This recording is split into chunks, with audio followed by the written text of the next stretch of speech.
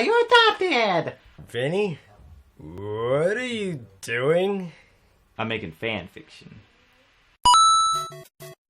Hey, what's going on, guys? Vinny Hardy here, aka Duende, and welcome to March Mario Mayhem here on Homeschooled Nerd. That's right, all through this month on the channel, we are going to be making videos all about the legacy left by the legendary plumber.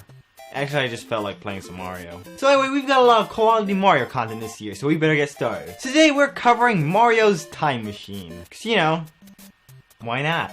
So Mario's Time Machine is an educational video game created by the Software Toolworks as yet another educational spin-off Mario game. It was released originally as a PC and Super Nintendo game in 1993 and interestingly was ported by Radical Entertainment to the NES in 1993 and then re-released for the PC as Mario's Time Machine Deluxe in 1996. Since its release, the game was received with mostly negative reviews from everyone except a few mobs and teachers and has since become infamous as one of the worst Mario games of all time. About a year ago I did a video about Mario is Missing, one of the better known Mario educational games. In that video I was pretty negative. I mean, who isn't when it comes to the Mario educational series? But although I've owned a copy of Mario's Time Machine Deluxe for the PC for over a year now, I've never gotten a chance to talk about it. Probably because I was saving it for March Mario Mayhem. But anywho, is this game really as bad as people are saying it is? Probably. But are we gonna find out? Yes. Let's play it. So the game starts out with Bowser telling his Koopas that, you know what, forget stealing Peach, they're gonna use this time machine he created to steal the most valuable artifacts history has to offer, including Queen Elizabeth's crown, an apple, a key, and a single piece to a printing press. How did Bowser create a time machine? I don't know, but he's decided he's gonna use it to completely destroy history in order to have the greatest collection, I don't know, probably throw some dinner parties for rich people, all that evil stuff. So Bowser calls Mario up on Skype to, you know, tell him exactly what he's doing, just in case he wanted to know. According to Bowser, Mario will never be able to stop him, but from the looks of it, I think Mario has a different opinion. Also, there's voice acting. Hi, I'm Mario. Are you the president? I complain about it, but given the fact that at the time the only voice Mario had was this, Where'd that come from? I think it's pretty forgivable. So Mario goes to Bowser's castle to put a stop to his evil schemes before history is changed forever. Now honestly, that's not a bad plot for a game. It's kind of like the Imagination Station Invention Odyssey or Chrono Trigger. You know, we're going back in time to save the past. Of course, Mario being captured and Luigi having to go save him is a pretty good plot as well. So clearly you should never judge a game by its title screen. Oddly enough, the plots in both Mario is Missing and Mario's Time Machine are pretty similar to two other Mario games which I'd honestly rather be playing right now, Luigi's Mansion and Mario & Luigi Partners in Time. So just like Mario is Missing, the point of the entire game is to return Bowser's entire collection of artifacts back to their proper owners. To do this, we need to get an artifact from one of the rooms in Bowser's castle by stepping on or next to a Koopa. Once again, there's no platforming in the game, but then again, based on the enemy mechanic in the game, that's probably a good thing. Alright guys, let's show these no good Koopas who's boss. Wait. Did I just kill that Koopa?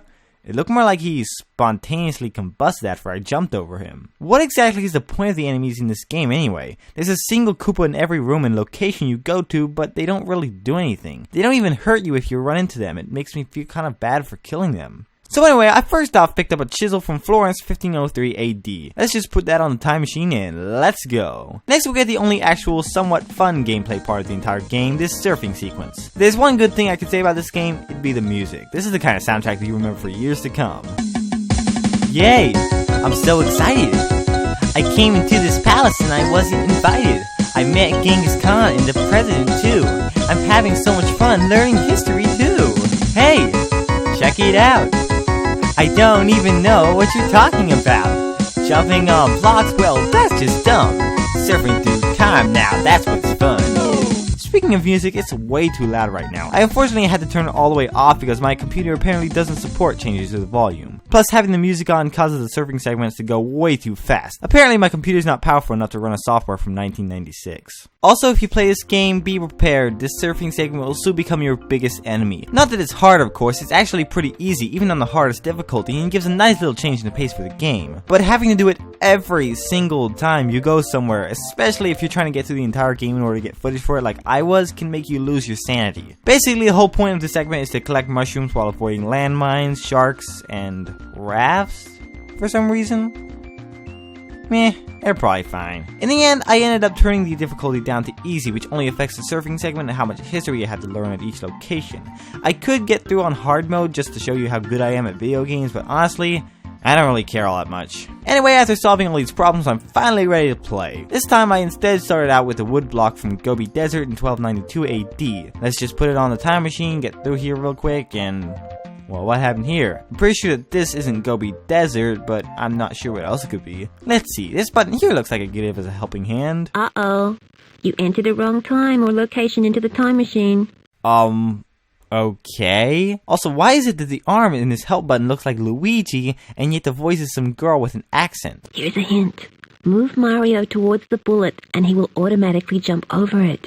Oh, thanks, game. Way to ruin a perfectly good opportunity for some actual platforming segments. Just move towards the bullet, and Mario will automatically jump over it. That makes it much easier to program. Well, anyway, after collecting enough dinosaur eggs from this pterodactyl, Yoshi comes out, and we all go back to the future. Because of reasons. So let's see here. What's the problem? Oh, here it is. I forgot to change it from BC to AD. My bad. Alrighty, let's try to actually get to Gobi Desert this time and return this wood block. So first off, I want to talk to this guy. Looks friendly enough. Let's introduce ourselves. Who is this insolent beetle? Who comes unannounced? Well, only to be such a jerk about it. But then again, I shouldn't be so hard on him because he did give us half of what he pays Marco Polo, thinking Mario was an explorer from Italy, which we almost immediately gave to this guy in order to get him to read the writing on the wooden block. Also, speaking of the gameplay, it's hard to describe how utterly boring it is. Even in the edutainment standards, the game's boring. It plays like an RPG during conversations, but it only has two options what to say. A line to keep the conversation moving, and do you want this, whatever it is. In order to get some characters to talk to you, you'll need to give them things. If I had his notes, I could tell you more. Well, I just happen to have his notes right here. You can totally have them for free. Here, have a book. So I bet you guys are wondering, what's the whole point of all this talking and stealing and giving to people? Well, before you can return stolen items, you first have to fill out the history worksheet filling in the missing words. Right. Educational. Talking to different people can help you figure out what to put in, but you can also just figure it out by cheating like this. Ugh, that sound. If they wanted to ensure that kids wouldn't cheat while playing this, they did it. This is even more effective than that whole wrong answer come back later stuff that was in Mario's Missing. If anyone could actually stand to go through trying every word in order to find the right one, they are a true gaming champion. Or actually just a dedicated cheat. Here the cheat have a trophy. Also, the way some of the characters give you information is really weird. It may be 500 years before a better one is available. How could you possibly know that? My thoughts exactly, Mario. How could you possibly know that? How do you think I got to be a wise old sage anyway? I don't know. Sitting on your couch, maybe? With your lamp? So after filling out the worksheet, we can finally return the stolen wood block to Marco Polo. Yeah, here's your stupid wood block, so what do I get for it?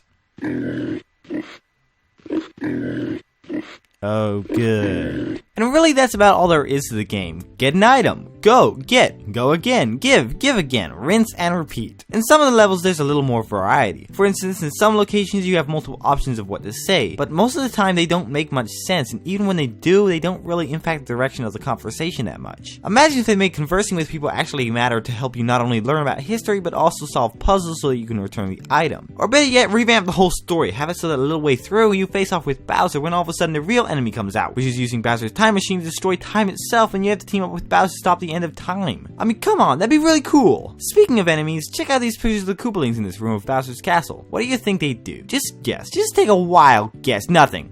They do nothing. Not a single boss fight against anyone or anything in this entire game. But you can visit the library and meet Bowser's mom. So, that's a thing, I guess. Give it up, Mario. You'll never stop me. Now, to be fair, the game feels more clever than Mario's Missing. For instance, there are a few references to the Mario universe, like Newton marveling at Mario's ability to jump so high, and Gandhi suggesting Mario defeat his enemies with passive resistance. Yeah, I don't think that one's gonna work, Gandhi. Oh no, a Goomba, and he's coming straight towards me. I know, I'll use passive resistance. Alright, come on, Goomba, do your worst. I won't back down.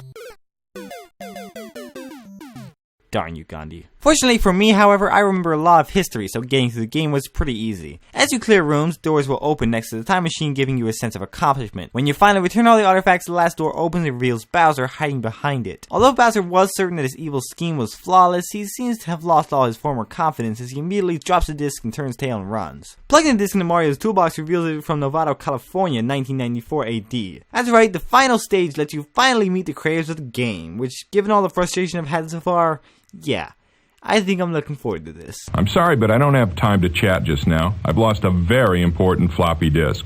It had the final version of our latest edutainment product. Yeah, don't worry, man, it's not that good. Even Mario seems disinterested. I just finished work on our history game. Want to see it? No thanks. Maybe later. And also, I haven't really mentioned it before, but half the time in this game, the artifacts I was returning had no point. A key for Ben Franklin's kite, an apple for Newton, Abraham Lincoln's bifocals. Half the stuff wouldn't be worth hardly anything, and returning them wouldn't be that important. It would be a minor inconvenience at best for them to go without it. Bowser's completely wasting his time. Wait a minute. I'm wasting my time. You know what? I've had enough of these guys. I'm just gonna fill out this worksheet by cheating and get this floppy disk returned. Floppy disk. That is so 1990s. Wait, did I help these guys get their game out to the world? You know what? That's it. You guys, I've had enough. Your game is no good. I know it took a lot of work to make, but even God's Not Dead took a lot of work to make. Doesn't make it good. The game is by no means as bad as Mario's Missing, although I did only play the SNES version of that one, so the PC version may have been better, but Mario's Time Machine is still not that good. There's nothing fun about this game. Sure, it's funny to see Mario interact with famous people from history, but as far as the gameplay goes, this game is just an interactive history lesson. It's like an episode of This Is America, Charlie Brown, where in between scenes you have to get through a poorly programmed game of surfing or jump over some Koopas. In the end, all we get for our efforts is to see Bowser come out, break the time machine, be transported to the dinosaur age, and stepped on by a T-Rex. Oddly enough, there's even a bad ending if you beat it slow enough, where Bowser instead gets transported to a tropical island. Like, why even have a bad ending if it's going to be this pointless?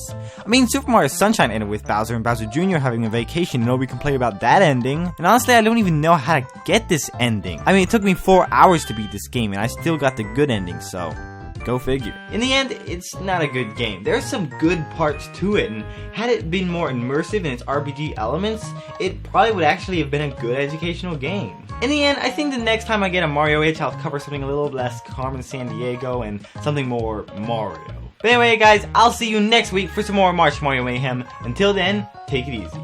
I am out. Hey guys, thank you so much for watching this video. It really means a lot. Hope you enjoyed it, and be sure to subscribe because there'll be more Mario content coming all through the rest of March. We're hopefully gonna have a new video every single Monday. I mean, we've been doing that, so I'm pretty happy about that. Also, if you want to help support the channel, be sure to check out patreon.com/homeschoolnerd, and yeah, you can do that.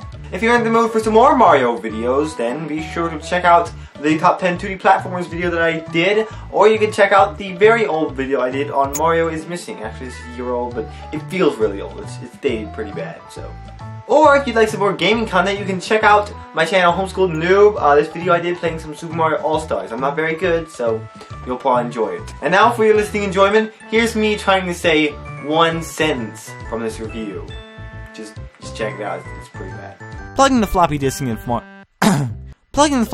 Mario's toolbox reveals that it's from Novato, California. Now, plugging the floppy disk into Mario's toolbox reveals it is from Novato, California. Cauliflower. Oh, Novato. Plugging the disc into Mario's toolbox reveals it from Novato, California. Oh my goodness. You know what? Yeah, I'll just say it in California. Whatever. Plugging the disc into Mario's California reveals that it's from floppy disk.